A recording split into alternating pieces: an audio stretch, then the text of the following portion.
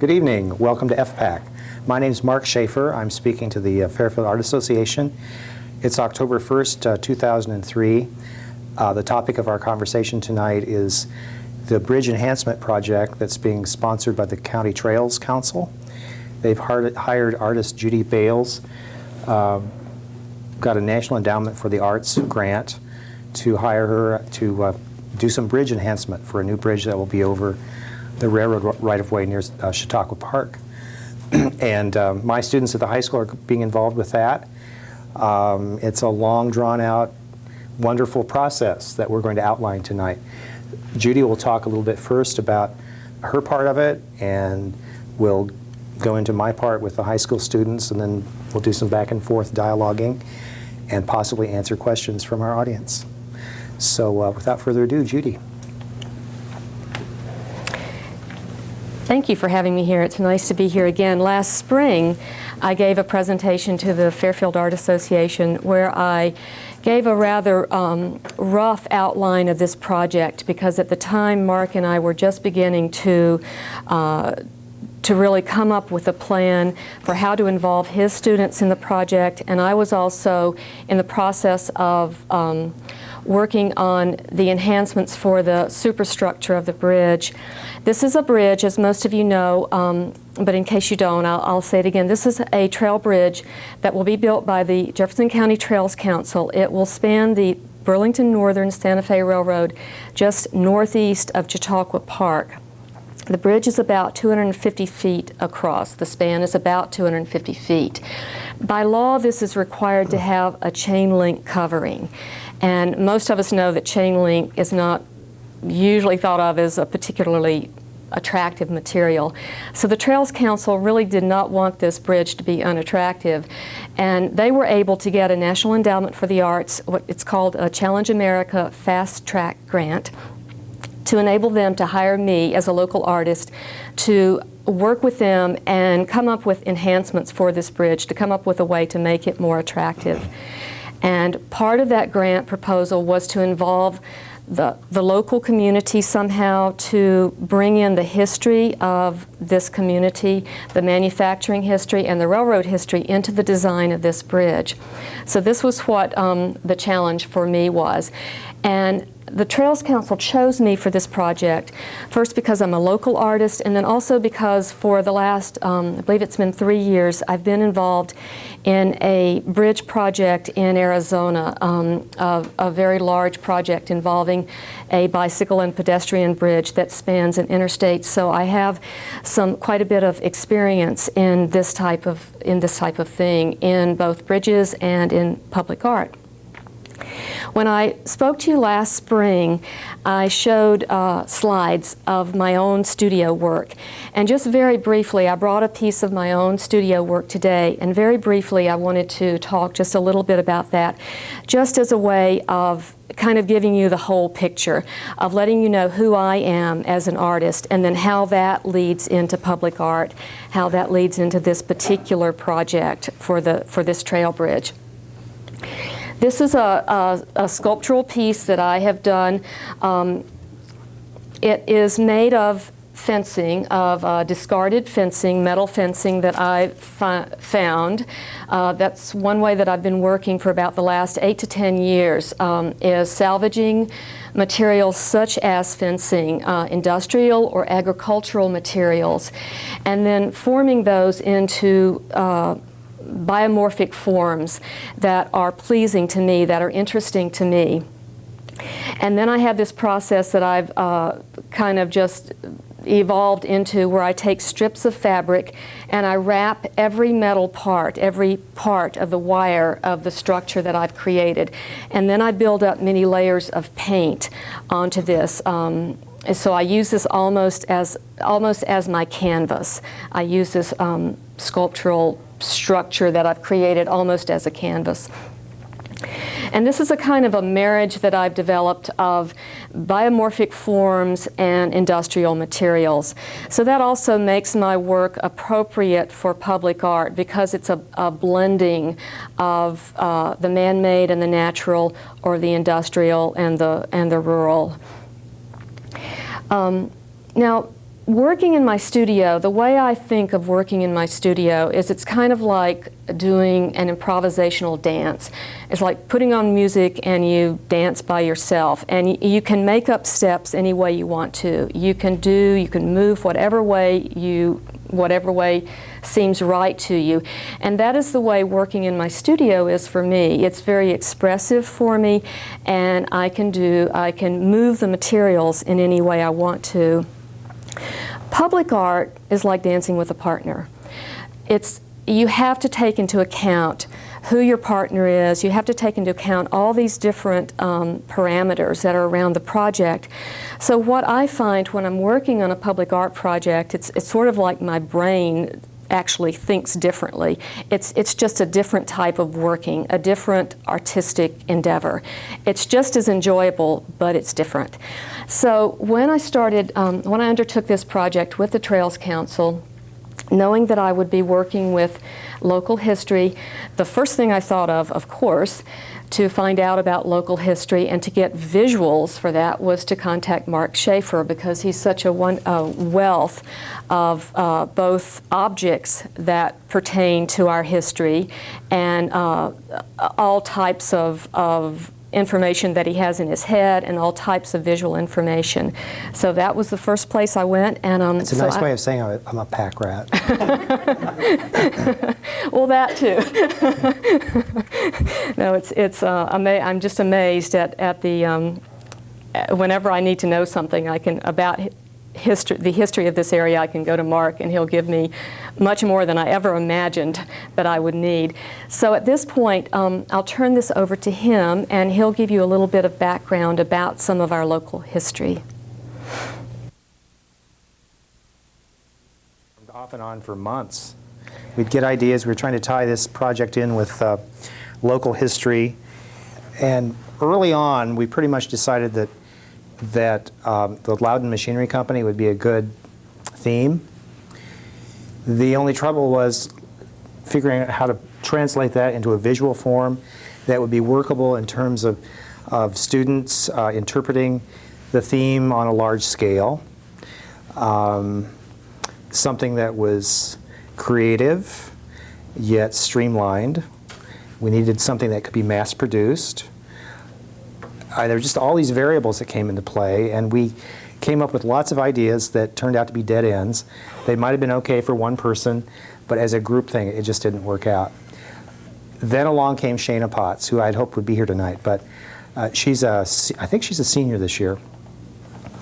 Last spring, she said, well, Mr. Shafer, you're always fiddling around with those Louden Machinery Company blueprints, all those old barns and things.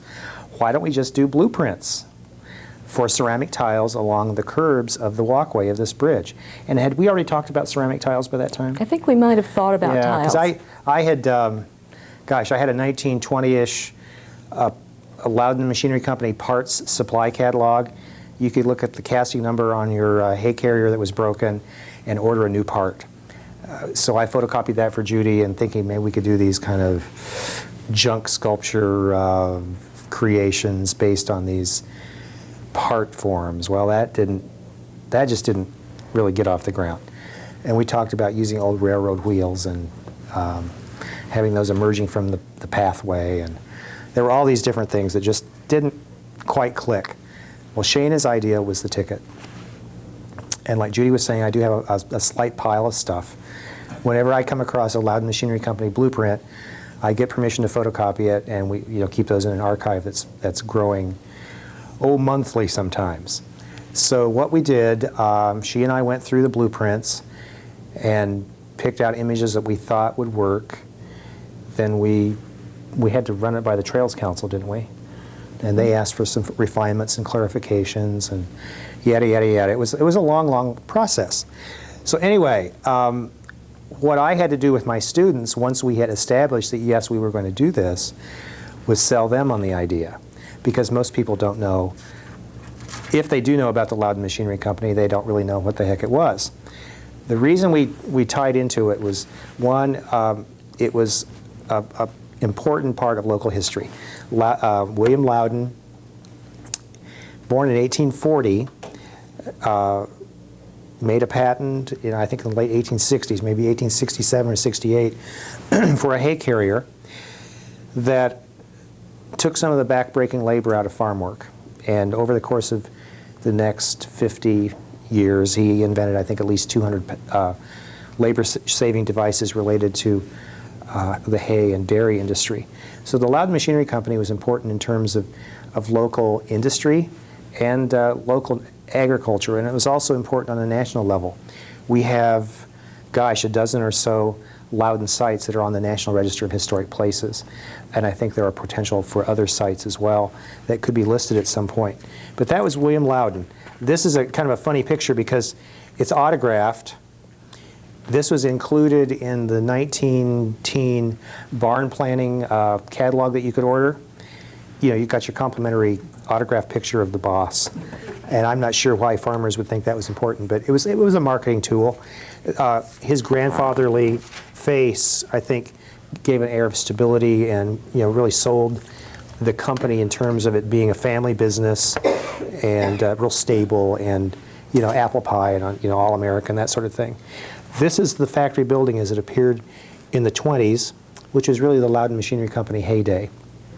And during the course of their history, and this is the tie-in with the railroads, they were the largest freight shippers on railroads, either in the Midwest or probably just in the Midwest. But they were a big deal on a national scale. And I know that Tom Louden told me, as a young man out of law school, worked briefly for the company and made a train trip somewhere. This would have been in the 40s. And the conductor told the porter that he was a Louden and should be treated, appropriately. Evidently, they got the royal treatment because, they were big business for the railroads. And of course, all this hay and dairy equipment was made out of cast iron, so it was heavy, and the railroad could charge them a little bit for it. But this is the building as it, where it stands today at 5th and Broadway. It's the Broadway building. Regina's restaurant's in there and some other concerns. And it's on the National Register. With regard to the blueprints that we're using, this is a cover that was adapted for the intensive survey that was done in the mid-90s when we were doing the preliminary work for getting buildings on the National Register connected with the company. The original 1919 catalog said Louden Machinery Company barn plan book up here, and we just replaced that. But this shows the home farm. The John Deere family had this farm in Illinois, and the Louden Company custom designed that set of buildings for them. You could get this catalog and just order a set of standard blueprints, or in the case of a lot of farmers, they just looked at the blueprints and in the catalog and just had their carpenter or they themselves made the barn as an adaptation of that. And then, of course, they would install Louden equipment in it. And here's the ubiquitous dairy cow logo with the cow, the dairy stanchion around her neck, and the circle that says Louden Machinery Company, Fairfield, Iowa. At some point, I'd like to see some little enamel signs with this logo made in bright colors like that, and have those on all the Louden equipped garages in town. Any of the homes that were designed by the Barn Planning Service. There are a couple of churches in town, the Methodist Church and the old Christian Science Church, St. Gabriel's Church, were designed by the Barn Planning Service, as well as, whatever. Garages, houses, a couple of barns in town. Whitney Monument Works reflects Louden barn design. They've got an overhead carrier that they still use inside. Here's an ad from the 20s that advertises the Louden line. And here you have this wonderful graphic of a cow at rest in her stall in the barn. Her head's still inside the stanchion. And some of the ads say pasture, they present themselves as having pasture comfort. She could lie down and relax just as easily on this concrete floor as she could outside. And that was a big thing with Loudens, was to create a healthy, hygienic environment for the dairy cow to improve production and so forth. Anyway, William Louden put Fairfield on the map, and we're part of the history of agriculture internationally. By 1930, the Louden Barn Planning Service had custom designed 18,000 barns on every continent except Antarctica. And then there were millions more that were equipped with the hay carriers and the hay forks and the stalls and stanchions that they were so famous for. Anyway, what we've done is taken blueprints, and I think Judy will come up now and talk about the specific logistics of this process, and I'll chime in whenever I see fit. So we'll do that. I can get up here without stepping on these cords. Yeah, we don't want to trip. And I can show this later if I need to.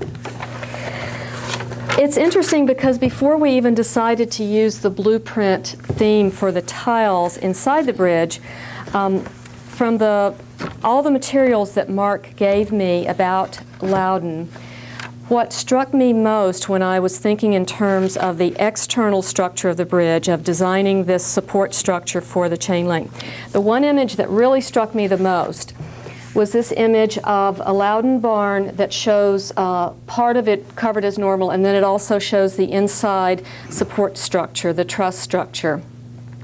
And maybe I zeroed in on this because the bridge that I'm working on in Arizona happens to be a steel truss bridge, so I was kind of tuned into that. But I was really struck by these angles. They're rather dramatic. And then also finding old pictures of train trestles. There was a relationship between the angles of both of those, and both had a very dramatic, graphic kind of appearance. So that was the inspiration for me for the exterior structure of the bridge. And here's a drawing, an early drawing of that bridge, a portion of it. It's, as I said, it's 250 feet across. So I constructed, because it's not so easy to really visualize the structure from a drawing, I constructed this model. Now this is about 1/4 of the span of the bridge. So imagine 3 more of these and you get an idea of the length of it. This is a long tubular form, obviously. That could get quite boring. So the way I designed the structure was to just take these angles as inspiration. Of course, I'm not trying to copy either of those images, but I'm using those as inspiration and taking those angles and making a pattern that gives a rhythm and some movement all the way across the span of the bridge. And also, happily, the bridge happens to have a very gentle curve to it, and that's something that's an engineering issue. It's not something that we chose, but that also will create a very nice feeling and a very nice rhythm across this entire bridge. And then there's this metal piece of sheet metal that that protrudes out here at the entrance to the bridge, and that is it represents the. It's kind of a veiled reference to the hood that projects over the hay track at the haymow door in the old barns. And it also kind of looks like a covered bridge. Right, right. It does have references also to a covered bridge. So again, this is not meant to be something that a person might not immediately look at this and say, oh, that was inspired by barn structures. But because the design was inspired that way, there will be a feeling of appropriateness or rightness to that particular site. And that's what I was aiming at, something that was very simple because we didn't have a lot of funds for this, something to enhance this bridge and to make it more appealing to people to walk that part of the trail. That particular part of the loop trail is not yet completed, so this will be a reason for people to come to this bridge. So that's the superstructure of the bridge. And then, happily, when we had it kind of all came together that the blueprint theme was appropriate for the inside. Mark gave me a stack of blueprints. So maybe I'll move that out of the way. I'll take it. Thank you. And when I first saw these blueprints, I was just really overwhelmed just by the beauty of them as just as graphic images. They, of course, were designed simply to be utilitarian, and yet, as an artist, looking at these many years after they were created, I really was just, I was just overwhelmed by how really, really beautiful they are. So, what we came up with as we talked about these blueprints was zeroing in on some details of these to use those images on the tiles that we'll have inside the bridge. So, okay, let's see if I can explain this as clearly as I can. Okay, this is an 18-inch concrete curb on the bridge. This is also 18 inches high. All of these boards are 18 inches high. The clay body that we're going to use for these tiles is a freeze-thaw-proof clay body, and we're getting it from Dahlquist Studios, Clay Works in Des Moines. And David Dahlquist has worked with public art for many, many years, and this is a clay body that he's very familiar with, and he knows that it can stand up through many freeze-thaw cycles. And he's done clay ceramic murals at the rest stops along interstates. There's one near Sioux City. It's a Lewis and Clark mural. I mean, what are the others? I can't remember. There are several all over Iowa. An Underground Railroad one, I think, different themes. And he has used this very same clay body in those tiles.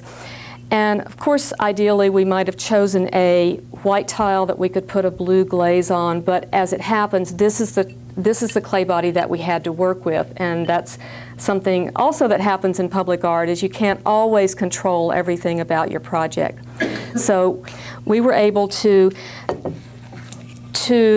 still have the image of the blueprints on this tile. And here are some samples that Mark and I worked on when we were just experimenting with this idea of masking off. This is not actually a detail of the blueprint, but this was just meant to be a sample so we could test out these glazes, test out the use of a white glaze with lines of just the bare clay underbody underneath. So. And we did try some blue glaze. Were you going to show them the blue glaze at all? It doesn't matter. The blue glaze didn't work. Yeah, we did try a number of different things, and looking at them at a distance and just really analyzing which glazes worked, we discovered that this white with the terracotta was really the best. Viewing these from 8 to 10 feet, which you'll be viewing them as you're walking through the bridge, these you could read this image the best. It was kind of a saccharine blue. It didn't really have a blueprint. It didn't have that muddy kind of indigo feel to it. So right. So this seemed to work quite well. Was that hard for you to let go of? Because I really had my heart set on blueprints. So can't have white clay. All right. Well, we'll just do the blue with the terracotta. It just didn't work. So. Yeah, and that's an interesting thing too in public art, because we all have our, these ideas that we are very attached to, and it is hard sometimes to decide, well, I really like that idea, but it's just not going to work for this particular situation. And it may be a really good idea, and it may work somewhere else. But so it's been a whole process of these different ideas, and also, like Mark mentioned earlier, we came up with all kinds of things that were maybe bad ideas. But one thing that artists do, and that's necessary to do, is to cast a really wide net. It's brainstorming, and you take in all kinds of ideas, and you really just you think of all sorts of things, and then you start throwing out all the things that don't work, and then you finally come up with an idea that really, really does work. But it's really necessary to have to really just think about all the different possibilities. And we've made this pitch to my art students that are actually doing the project. So, and that's part of the learning process for them, because if they become professional artists at some point, this is the kind of hoo-ha they have to go through. You have to make out grant applications, and you have to please everybody, and even though you might think it's obvious and wonderful, not everybody will. You have to sell yourself, or you have to back off and regroup and try it a different way. And also sometimes there are simply things that may not work from an engineering standpoint. And that's been a real learning experience for me in both of these projects because I don't know anything about engineering, but now I at least know enough that I can understand some of the problems that are created with certain designs and why things have to be changed to be buildable. And so that's a very important thing. So where these tiles will go in the bridge, they'll be on the inside, as we said. If you, okay, each of these sections, I'm going to call each of these rectangles a section, and those are about 8 feet wide. And here is a close-up of a part of this. So within each section, there will be a series of 3 tiles that will read as one. And so I have some examples here that I've painted. Are we done with this one? Shall I lay this down? Yeah, Or I'll just that'd be great. I'll move it over.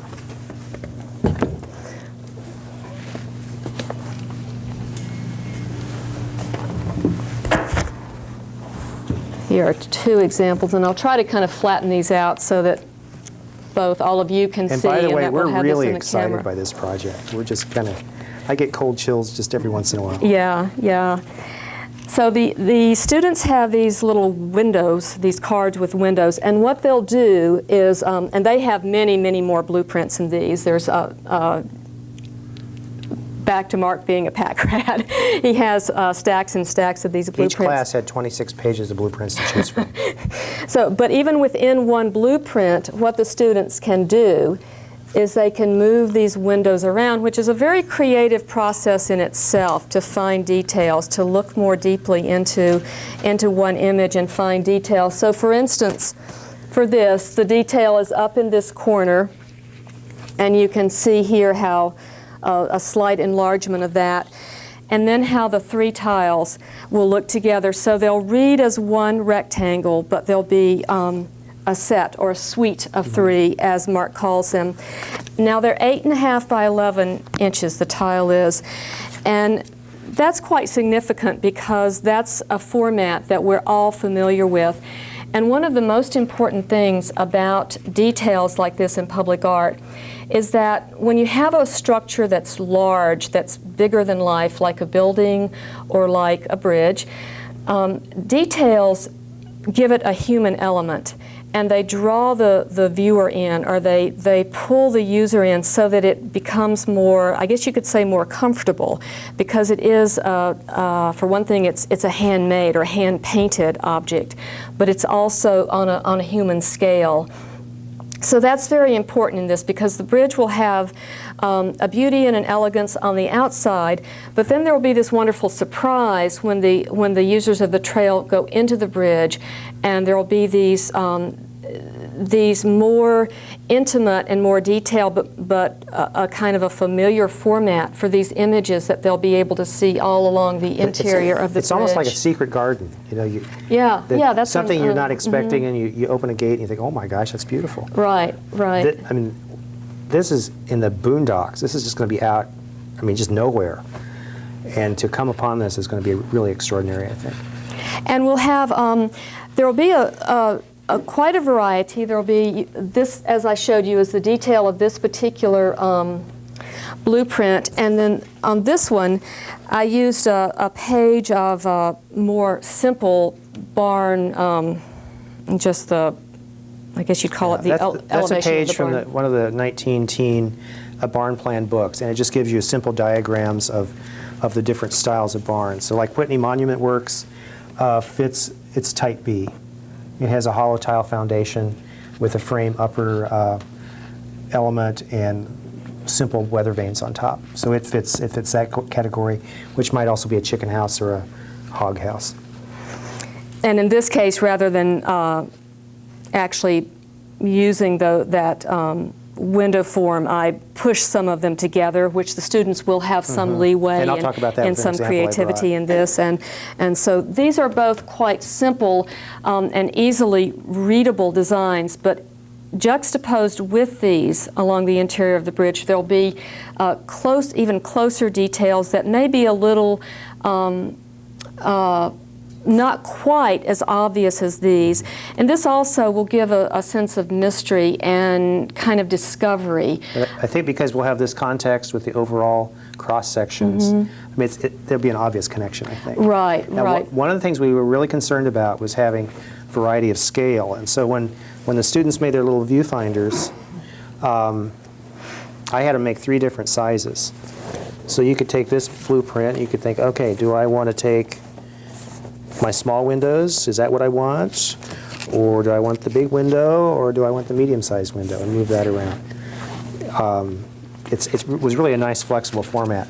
Now, one of the challenges that we ran into, we had a heck of a time with the space between the tiles, because we had originally thought that each tile would have its own separate recessed niche in the concrete. Well, logistically, that was one of those engineering things. The border between them would have to be so wide that it would effectively disunite the suite of 3. And if you got them close enough together so it read well, they'd chip out. So we've got one big hole. Well, then we were still locked into the 1.5" separation, or whatever it was. And so that's the proportion I had the kids cut in their viewfinders, which has led to a few problems in terms of blowing these up, but we get over it. I mean, it's just something you deal with. And the other neat thing about this, some of the special program kids that maybe have a hard time doing it doesn't have to be a special kid. Some kids just can't do circles. There are a few of the blueprints that have, like for the watering bowls, have a circular motif, and those are going to be a real pain in the patootie, but some kids are going to meet the challenge, other kids can't, or won't, or whatever. So you've got all these different attitude levels, all these different ability levels that we're going to be able to adapt this project to, so that everybody will succeed. And that's real exciting. Mark and I have really done our homework on this project, on this part of the project, and we are continuing to do that because we're continually assessing at each point, how it's working with the students, what we need to do. And we certainly found when we were working on this that it was more challenging at some points than we realized it would be. So we've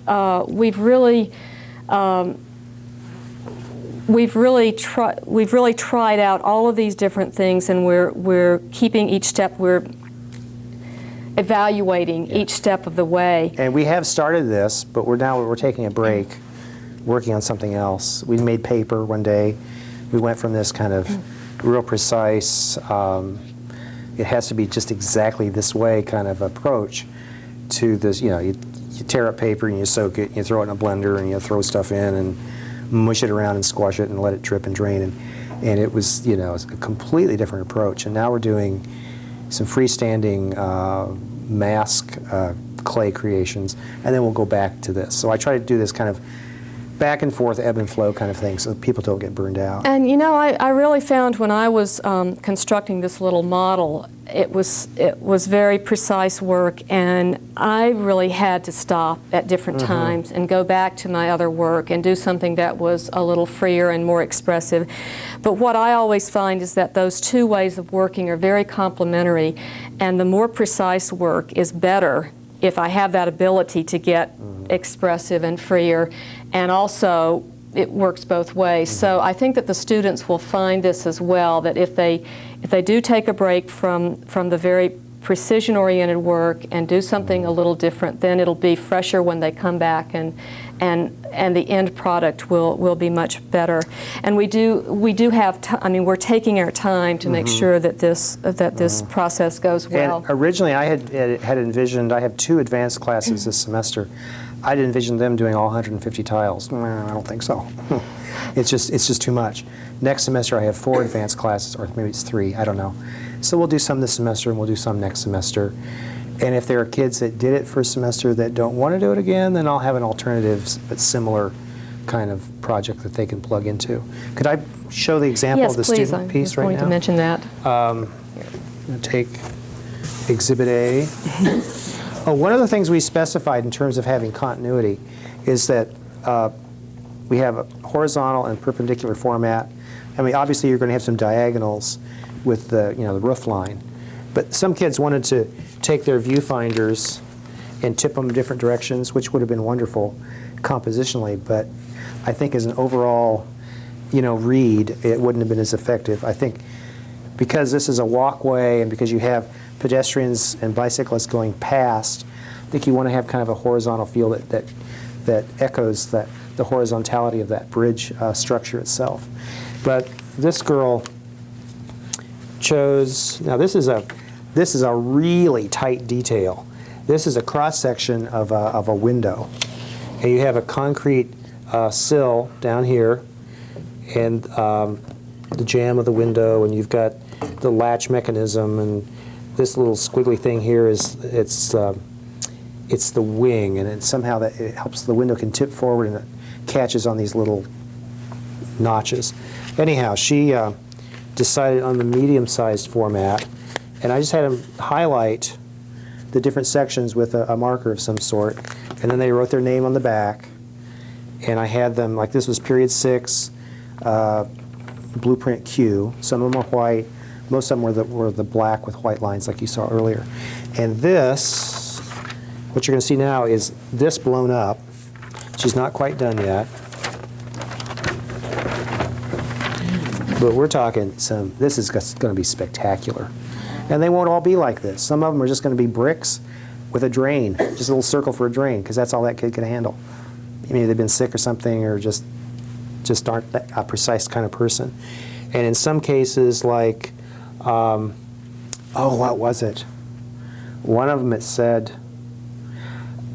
the lettering, whatever the lettering was in the background, got cut off by the gap between, and it spelled something like Dairy Queen or something. Some really stupid thing that just jumped out at you, and you didn't want that. So we're repositioning some of the lettering, and this is like on your tile. You want to hold that tile up for a second? The real one? sample. Yep. The really bright terracotta is where we used, what do you call it, the striping tape from an auto body shop. And striping tape. Then the lighter lines are just sgraffitoed or scratched into the clay surface. These lines. So on the blueprints, wherever there's something like where it says lift bar, or you have a non-structural line like this arrow, that will be sgraffitoed into the clay, or to the glaze, so you get a fainter line. So the structural elements will really pop out, and then the other things will just be. So spatially, there'll really be some interesting. But here we have the push word and pull of screen. space. The end's cut off. It says scree. Maybe that's okay, but it might not be. We might move some of that around. Plus, this was awfully empty. So even though the word lift bar is actually in between here, we moved it over so that it develops that space. So you have this really complex center panel, but this one here is very, very simple. Some of it will be really complex on one end, and the rest of it will be very, very simple. So it's going to be really neat. We'll also have a single tile, tiles at each end that will describe, that will tell a little bit about what the viewer will be seeing. So we will have some description, and then also we'll have some type of plaque at the entrance of the bridge that tells a little bit about the project. So we'll take as a format for that, like drafting or draftsmen, draftspeople, whatever. It's a little box that says Louden Machinery Company, Barn Planning Service, the initials of the person that was the draftsman, and the name of the project, and some of the specifications and the date, and yada, yada, yada. We'll adapt that, so the identification stuff will even follow the blueprint motif. Now, one of the things that you've always got some kids that just don't like anything. It's like, okay, guys, we're going to make paper. We're going to tear stuff and be really messy, and it's really open. Anything goes. You can pour junk into this and just have a good old sloppy time. They complained about that. The same kids that complained about this being too precise were the ones that didn't want to be messy either, so go figure. But we are applying to several funding sources to flesh out whatever the National Endowment grant didn't cover. And I read to the class one of my grant applications, and I could feel the tenor, the attitude change in that room, because I said, this is a real simple grant application, but this is the kind of stuff you'll have to do. And I wanted to say, let's see,